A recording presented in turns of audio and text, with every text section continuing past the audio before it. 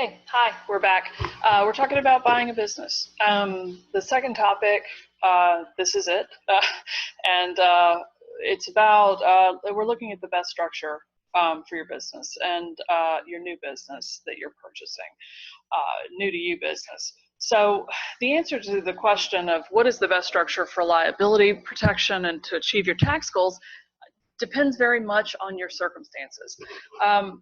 And it's not a question that we can really answer even hypothetically here. Things to think about are, and I guess that's kind of where I want to go with this, is like what's available, what are some possibilities. So there are several.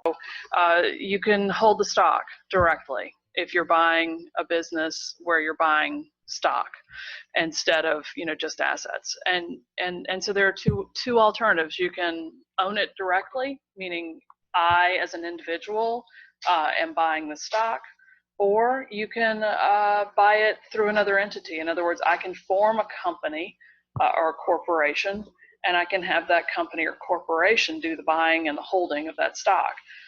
That new company then becomes the parent company of the business that you're acquiring. So that's one alternative. Another alternative, which we kind of alluded to when we talk about the second part of the stock alternative, is you can form that same company or corporation and you can just buy assets. You don't have to hold the entire company stock. You just buy those assets, put them into the new company, and start operating. And it's a little more complicated than that. There may be several intermediate steps, but the gist of it is that you end up with a new company owning stuff that you can then use to go forward in business. You can also transfer employees over. You can sign new employment agreements, and that has to be handled in a certain fashion to hopefully avoid residual liability from the employment relationship those people had with the prior owner of the assets. You can also incorporate a line of business into your existing company. So if you are in the lawn care line of business and you have a competitor who is in the lawn care business as well, has it maybe a different territory or a different client list than you do, and maybe they also own a nursery and have some other stuff going on that they would rather pursue, and so they're going to sell the lawn care business to you. You're already blowing and going. You don't need to form a separate company to handle that acquisition.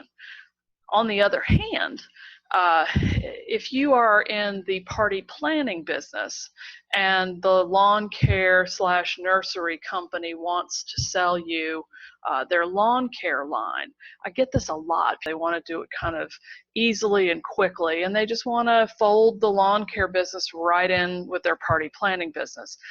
I don't like to do that way.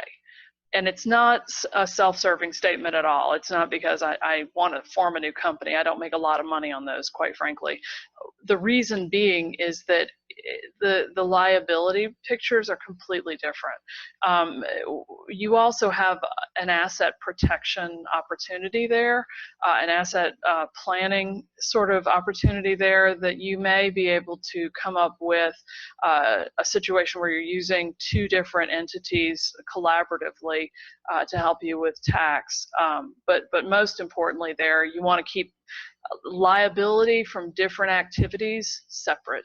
And I kind of use this image of a bucket, these buckets of liability, these silos of liability. I like to keep them separate, and where I can, I like to keep them separate from cash and cash flow and revenue. And there's a lot of different things you can do there. You can insure liability, obviously, but there's some liability you can't insure. Sometimes policies lapse, sometimes there's exclusions. So using entities to achieve your liability protection goals is very important. Tax goals also, depending on the entity, and by entity I mean corporations, companies, L.L.C.s, that sort of thing. LLPs, LPs, depending on your state, L.C.s, PCs, it just goes on. And every state has some little nuances usually that are a little different from every other state. But what we're talking about are these, these legal entities that operate, as far as the law is concerned, as people.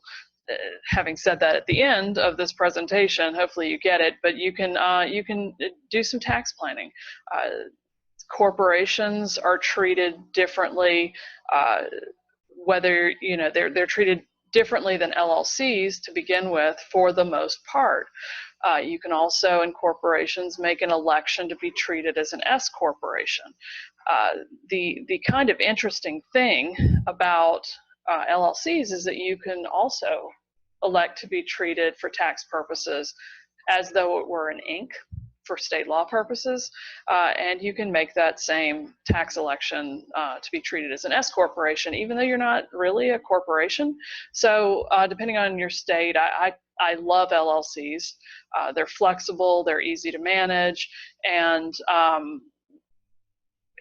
the admin costs are usually a bit lower.